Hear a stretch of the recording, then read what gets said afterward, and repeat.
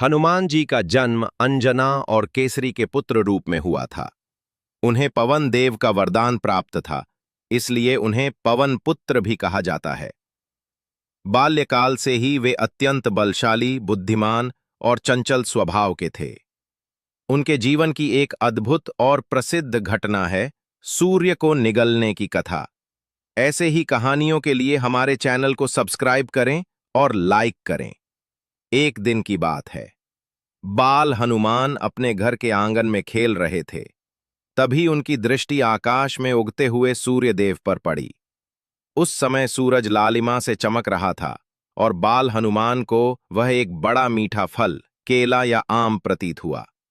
बाल हनुमान को बहुत भूख लगी थी और उन्होंने सोचा कि ये तो बहुत स्वादिष्ट फल है, क्यों न इसे खा लिया जाए। वे बिना कुछ सोचे समझे आकाश की ओर उड़ चले। पवन देव के पुत्र होने के कारण वे वायु की गति से भी तेज उड़ सकते थे। देखते ही देखते वे सूर्य तक पहुंच गए और उसे एक ही झटके में निगल गए।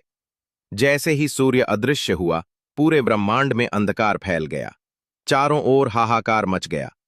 दिन का समय होते हुए भी गहरी रात छा गई। धरती पर जीवन रुक गया। देवता चिंतित हो उठे। इंद्रदेव को जब यह समाचार मिला कि कोई बालक सूर्य को निगल गया है, तो वे तुरंत अपने ऐरावत हाथी पर सवार होकर वहां पहुंचे। उन्होंने बाल हनुमान को चेतावनी दी, लेकिन बाल हनुमान ने उनकी बात नहीं मानी। तब इंद्र ने क्रोध में आकर अपने वज्र से बाल हनुमान पर प्रहार कर दिया। वह वज्र उनके जबड़े पर लगा और वे धरती पर गिर पड़े, जिससे उनकी ठोड़ी हनु में चोट आई। तभी से उन्हें हनुमान कहा जाने लगा। पवन देव को यह बहुत अपमानजनक और दुखदायक लगा।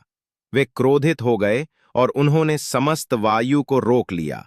संसार में प्राण वायु का प्रवाह रुक गया, जिससे सभी प्राणी तड़पने लगे। तब सभी देवता, ब्रह्मा जी और विष्णु जी सहित पवन देव को मनाने आए। ब्रह्मा जी ने बाल हनुमान को जीवित किया और उन्हें अनेक वरदान दिए। इंद्र ने भी उन्हें अपने वज्र की शक्ति से अजर अमर रहने का वरदान दिया। इसके बाद हनुमान जी ने सूर्य को मुक्त किया और ब्रह्मांड में पुनः प्रकाश फैल गया। सूर्यदेव ने भी हनुमान जी की बाल लीलाओं से प्रसन्न होकर ज्ञान दिया। बाल हनुमान की यह कथा उनके अलौकिक सामर्थ्य और देवताओं के बीच उनके महत्व को दर्शाती है।